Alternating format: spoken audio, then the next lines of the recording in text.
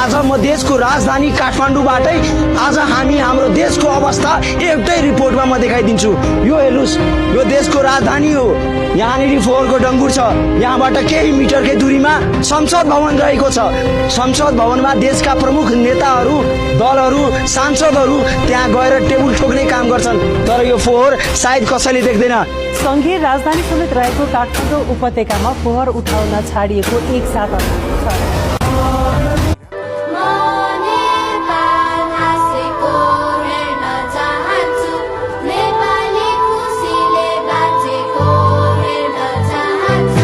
अत्याचार, आक्रमण, अपराध, असमझदारी, विकल्पविहीन विदेशी ब्याङ्क बन्छ भिकारी, सिकारी नेता अभिनेता बन्छ क्रान्तिकारी, बिगारी केटा केटी भोको पेट रेटी सिपाही, अविवाहित चेली बेटी बोकी पेट खेपी पिटाई भिताई, रात कुटाई, घात खाएर शरीर बिकाई, देशको माटो नै मिठाई ठानी मैदान त्यो युद्धको गीत